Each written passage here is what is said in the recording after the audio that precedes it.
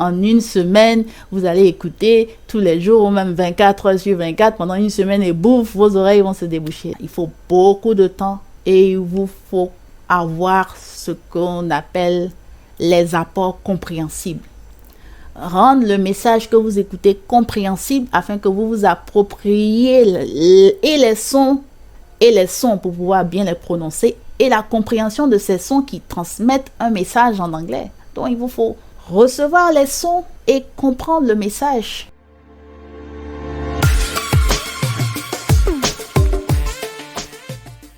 Bienvenue à CAV English Show, votre magazine audio qui vous montre comment surmonter les 3 obstacles majeurs qui vous empêchent de parler l'anglais aisément. CAV English Show, c'est tous les mercredis sur votre chaîne YouTube CAV Service.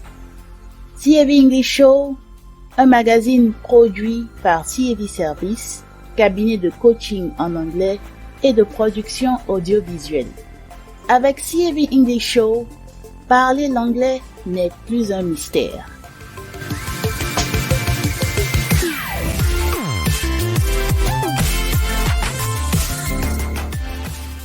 Présentation: Eliane Dakbogan, coach d'anglais et productrice audiovisuelle à CAV Service.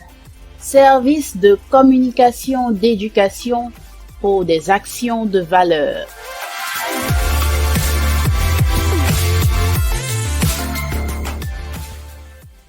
Hello everyone, welcome to the CAV English Show. Bienvenue dans l'épisode 22. Il est question de comment écouter l'anglais. Qui écouter? Quoi écouter? Où écouter? Et quand écouter l'anglais? Let's go! Je dis souvent que on n'apprend pas l'anglais dans les livres. Les livres, il y en a tellement.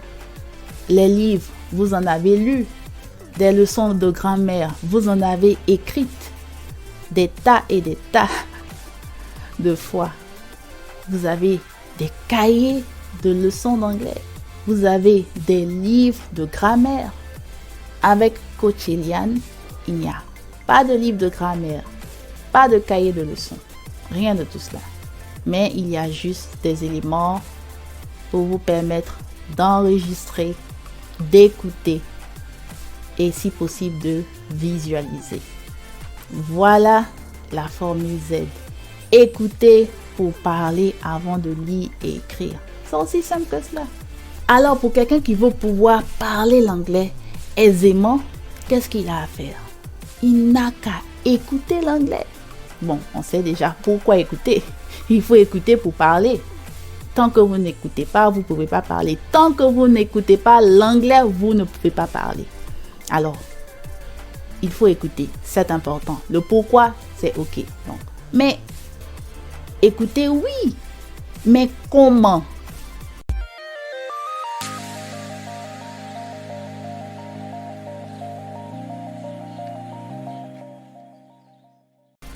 Qui écouter? Qui écouter? Vous devez écouter l'anglais parlé par les anglophones natifs. Je n'ai rien contre nos frères et sœurs ghanéens, nigérians, kenyans, sud-africains. Mais eux-mêmes, ils écoutent l'anglais par les anglophones natifs. Ils ne sont pas des anglophones natifs. Tous ceux qui sont des pays anglophones d'Afrique, c'est une langue qu'ils ont héritée suite à la colonisation. Comme nous, les pays francophones, qui avons hérité le français suite à la colonisation, c'est pareil pour eux. L'anglais n'a pas pour origine l'Afrique. Et ils ont écouté les anglophones natifs et c'est comme ça qu'ils ont appris à parler.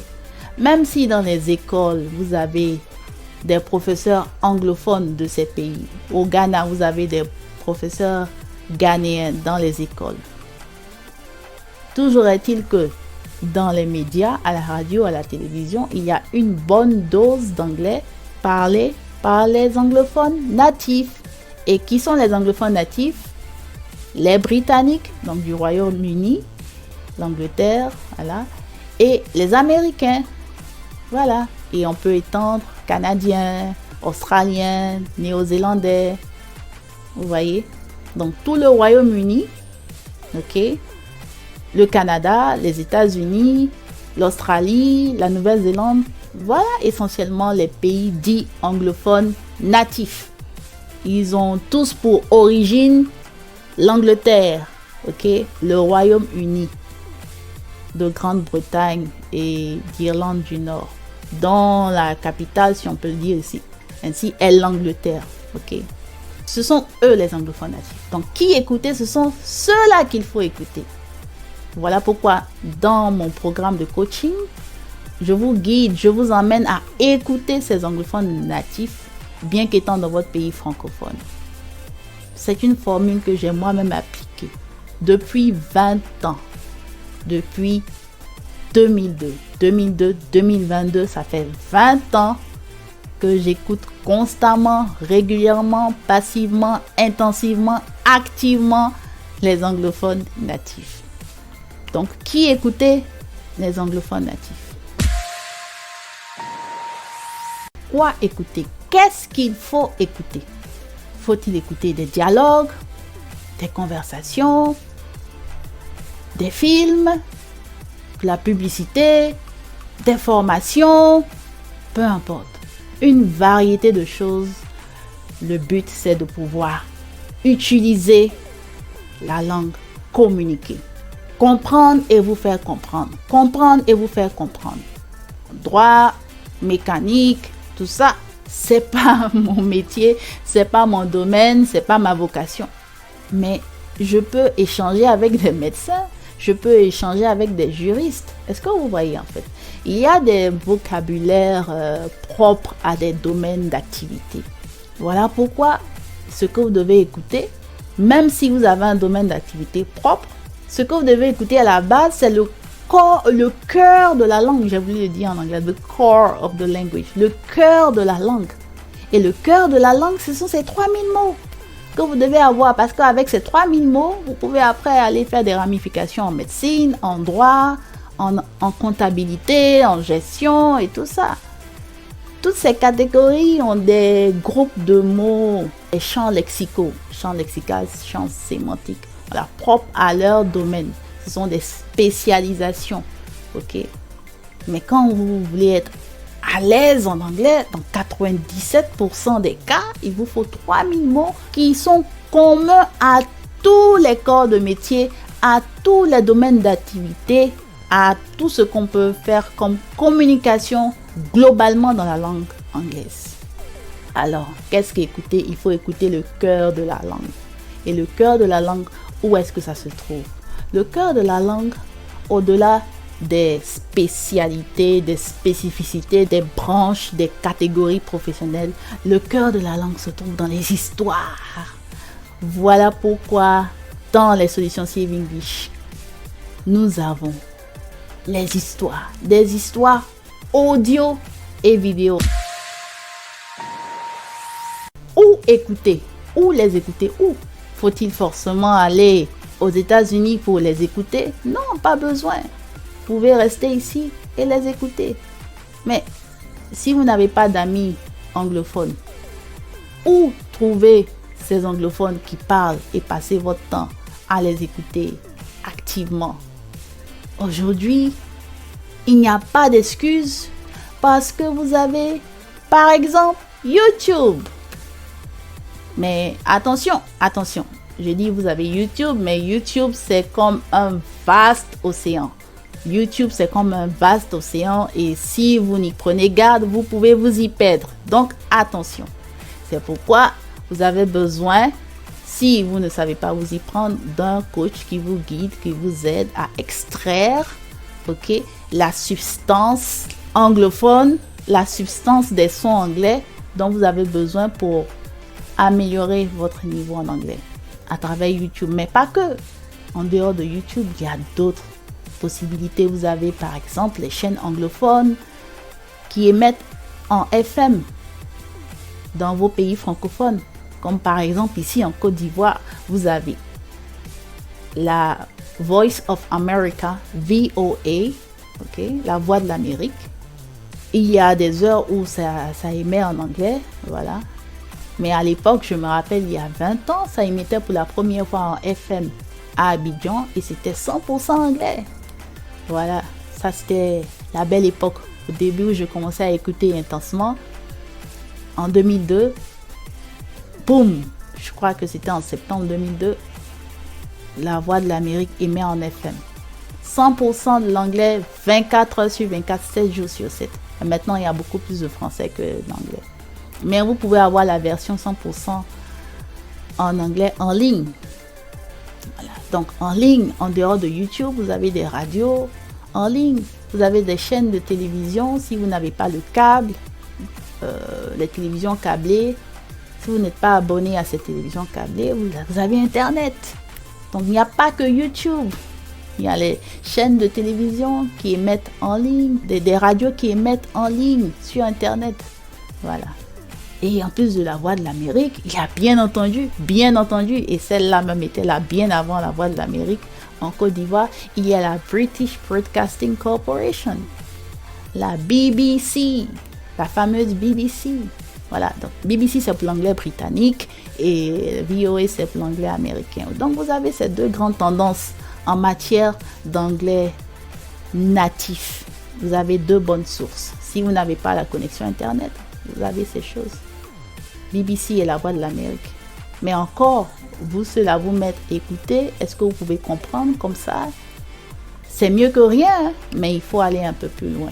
Et les solutions CIV English sont là pour vous aider à extraire la compréhension, la substance de la compréhension de ce que vous écoutez dans ces radios anglophones natives.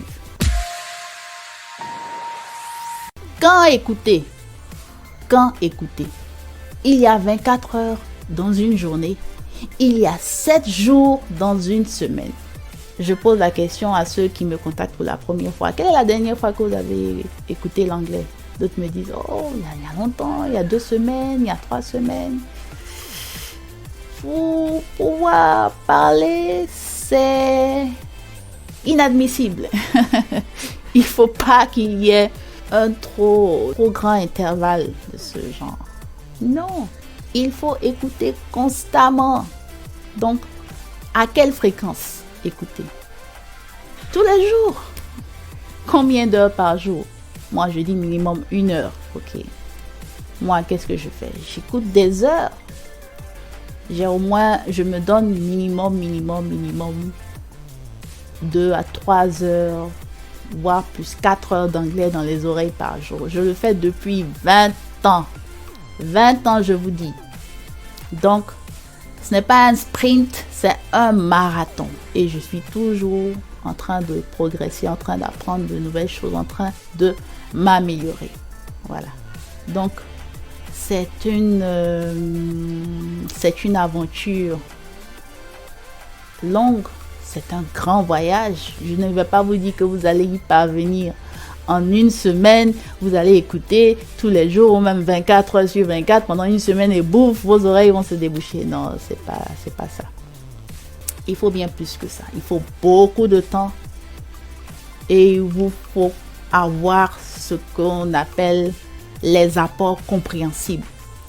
Rendre le message que vous écoutez compréhensible afin que vous vous appropriez les sons pour pouvoir bien les prononcer et la compréhension de ces sons qui transmettent un message en anglais. Donc il vous faut recevoir les sons et comprendre le message. C'est pourquoi je parle de déboucher les oreilles, délier la langue. Tant que les oreilles ne sont pas débouchées, la langue ne peut pas être déliée. Alors quand écouter?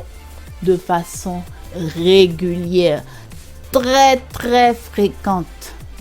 Alors, comment établir un programme d'écoute?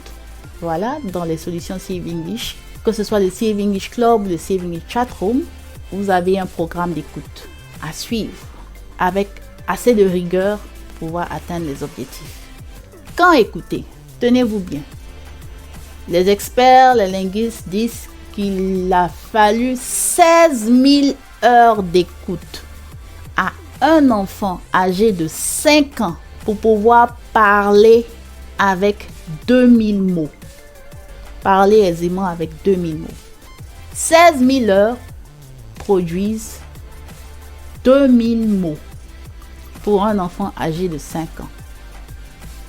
Vous avez tous eu 5 ans, ok? Même s'il y a quelqu'un de 5 ans qui regarde cette vidéo, il comprend quand même ce que je suis en train de dire. Il a 2000 mots dans son vocabulaire. Il parle avec 2000 mots. Ça peut être plus, pour certains, ça peut être moins. Mais c'est une moyenne. Mais il a fallu 16 000 heures.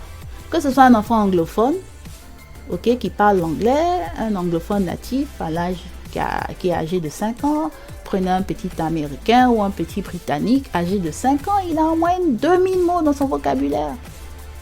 Que 2000 mots, quand on sait que la langue anglaise elle-même compte 1 million de mots.